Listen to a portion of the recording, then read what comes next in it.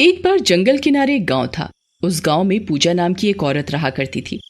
उस औरत को जानवरों से बहुत प्यार था।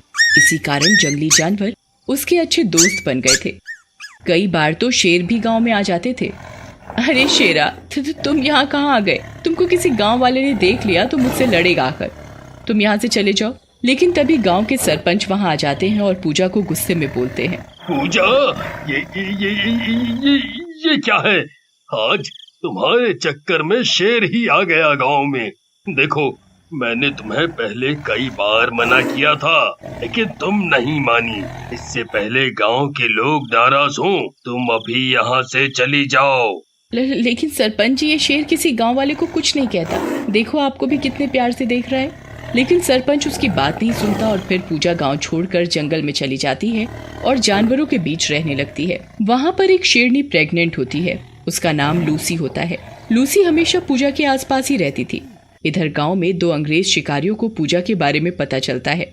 गाँव वालों, हमने सुना है यहाँ कोई जंगल गर्ल रहती है और उसके शेर भी दोस्त हैं। तुम लोगों में से जो कोई हमको उससे मिलवाएगा, हम उसको माला माल कर देंगे।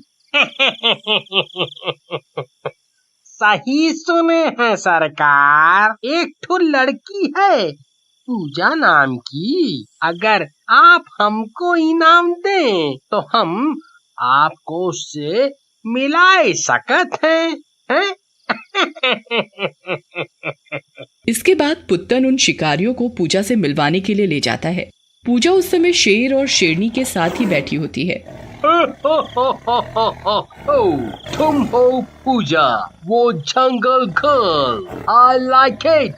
अगर तुम चाहो तो मैं तुम्हें अमीर बना सकता हूँ। मैं कुछ समझी नहीं।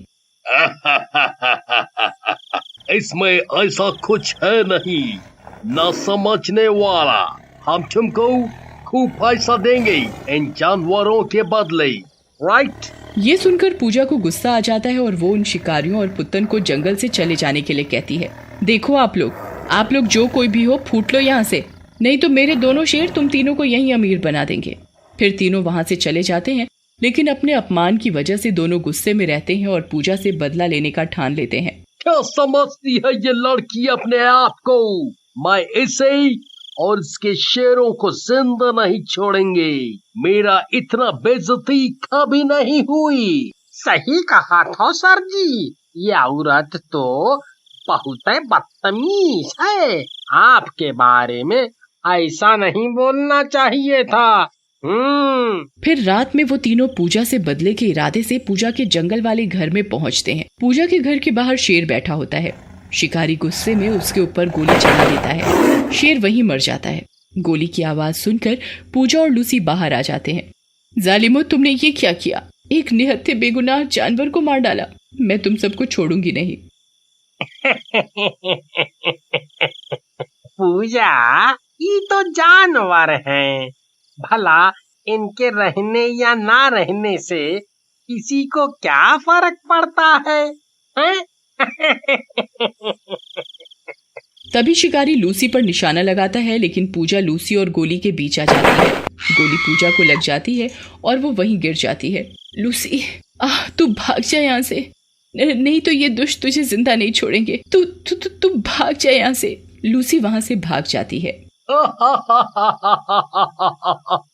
अब मेरा बदला पूरा हुआ, लेकिन तेरे जैसी बेवकूफ लड़की मैंने पहले नहीं देखी। एक जानवर के लिए अपनी जान दे दी। और उस लूसी और जंगली जानवरों को तो हम जिंदा नहीं छोड़ेंगे। किसी न किसी दिन तो उन्हें मरना ही होगा।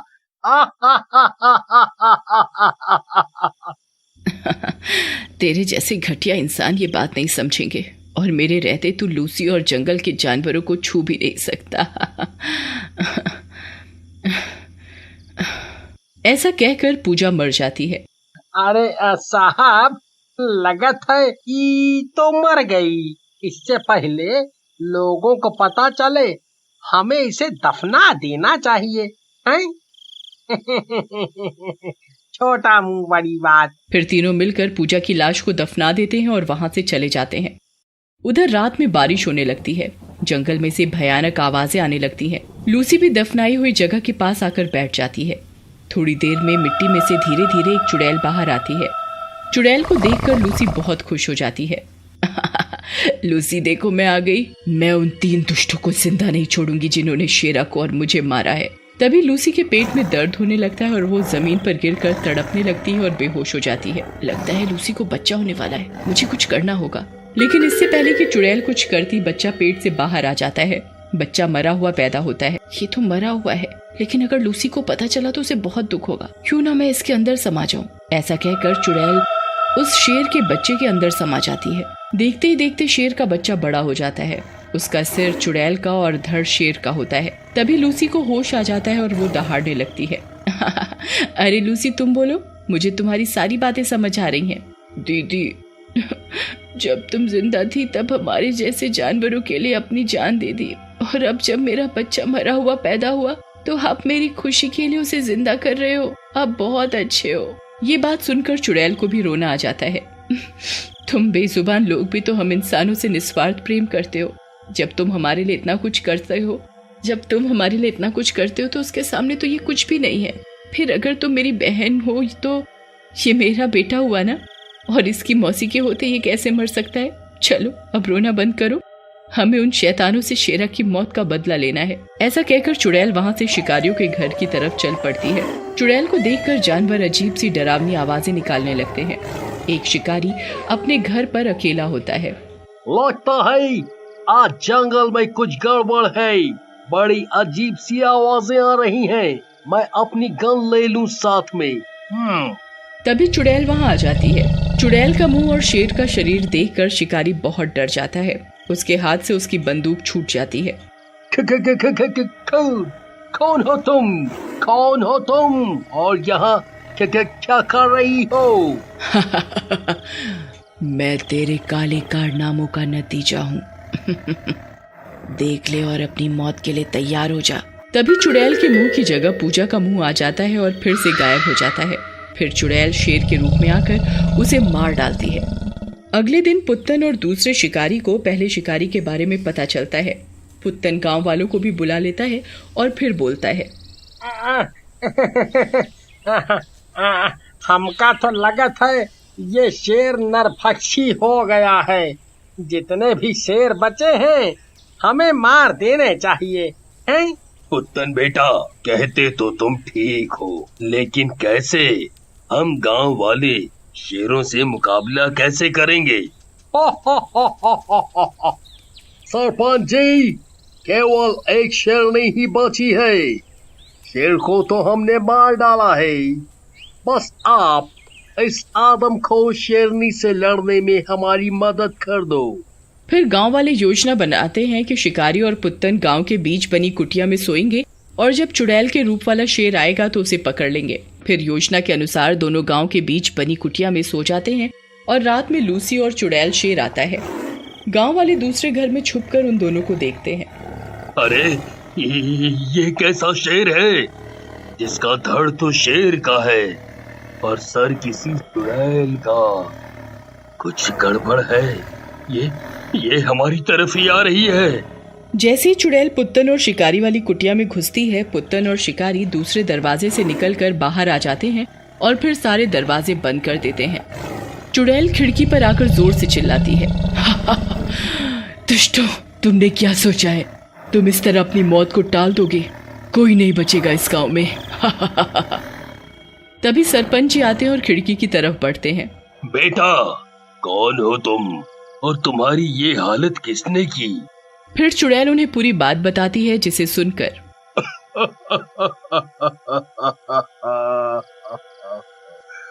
पूजा बेटी, हमें माफ कर दो। हमें नहीं पता था कि हमारी वजह से तुम्हारी जान चली जाएगी। हम तो बस इन शेरों से डर गए थे, लेकिन इन दुष्टों को भी इनके किए की सजा मिलनी चाहिए। सजा मिलनी चाहिए। ऐसा कहकर सरपंच झोपड़ी का दरवाजा खोल देते हैं। लूसी और चुड़ैल दोनों शिकारी और पुत्तन को मार डालती हैं। पूजा बेटी, अब तुम अपना गुस्सा शांत करो। मैं और गांव वाले तुमसे वादा करते हैं कि अब से इन जानवरों का कोई शिकार नहीं करेगा। ठीक है सरपंच जी।